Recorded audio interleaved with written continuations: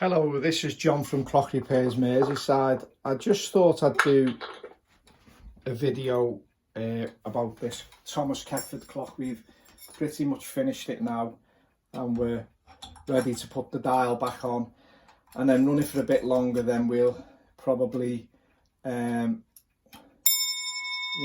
probably then obviously make some arrangements to get it back to the customer.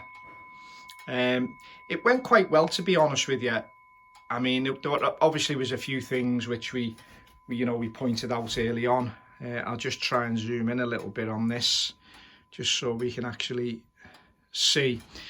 I mean, we rebushed the two spools because there was quite a bit of movement in them. We tidied this bush up here a little bit, and we did rebush this centre pinion. Everything else seemed pretty okay. The front of the clock was okay. There was no problems with the bushing there, and as I say, it went pretty well. It's probably going to go into strike very shortly. I think you're actually seeing it going into warning. So we'll let it do that on camera, and as you can hear, we've got the ticking on an amplifier just so you can hear it and pick it up, because it's pretty much in beat. It's ticking away quite nicely, and it has been ticking away in this position for a couple of days, actually since Friday. There she goes.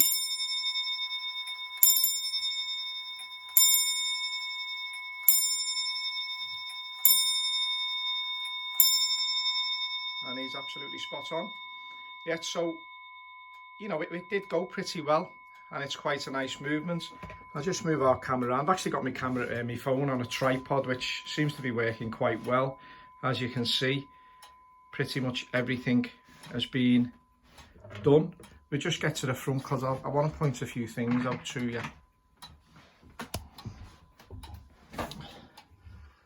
Okay. Right, so as you can see, it's pretty nice.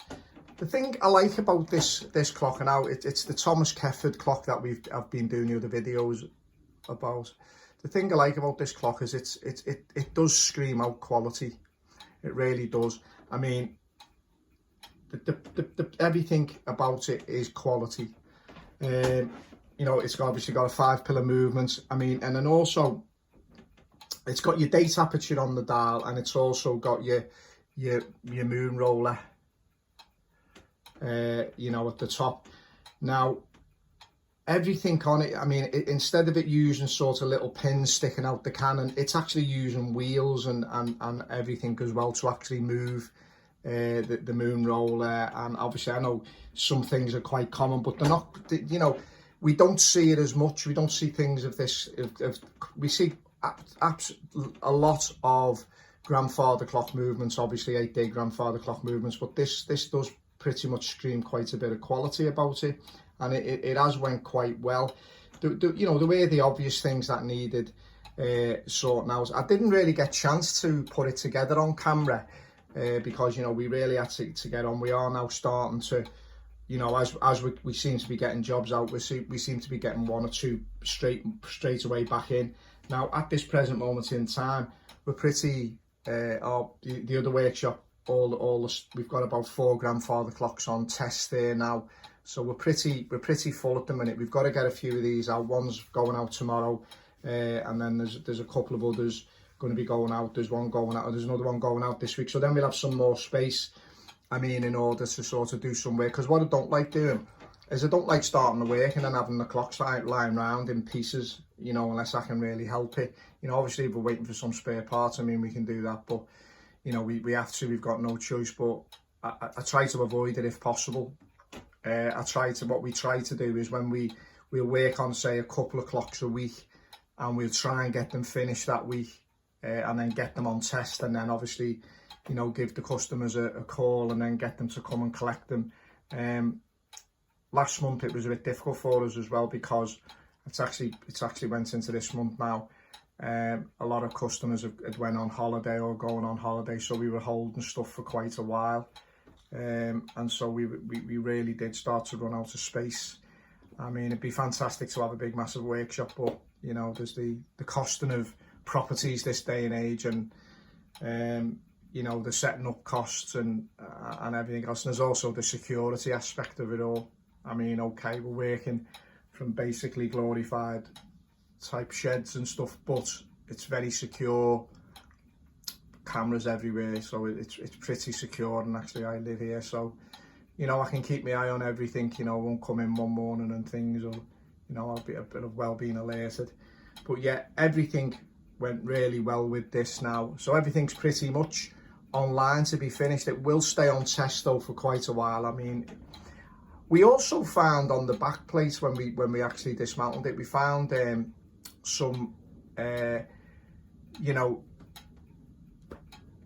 scribes where people had, you know, previous people had serviced the clock. Now there was one service, I think, in about 1778, then there was another one round about 1820, and then there was another service, or looks like a service being done at round about 80, I think the last one was about 1868 was the last service on the clock. So you know, probably to my mind and the way things were and the amount of dirt and everything else, I think that's probably the last time this clock was probably serviced, if I'm honest. So I mean, you know, it's, I mean, I don't know how long, I don't think Kefford told me how long it wasn't running, but I would assume it's probably maybe 20 years. So it probably hasn't run that long. But as I say to you, it's a really nice movement, in my opinion. I mean, it does scream quite a bit of quality. And as I say, Thomas Kefford, he's of Rushden, I think it was, wasn't he?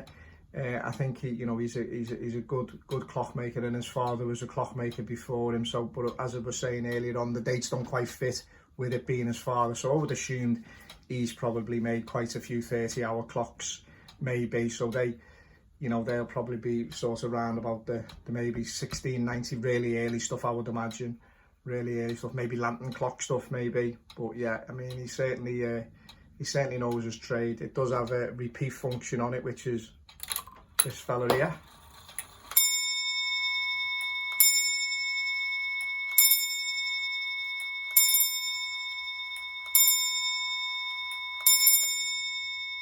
And as I say, everything is working absolutely beautifully at the minute.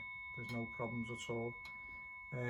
You know, it's quite a small pendulum, and if I remember rightly, the weights weren't massive, so that would probably fit in, really.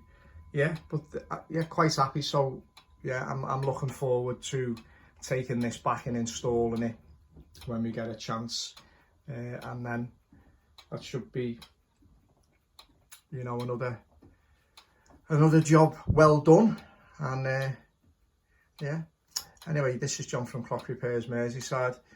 Please subscribe and give me a like, and yeah, I'm going to try and get as many videos out as I can.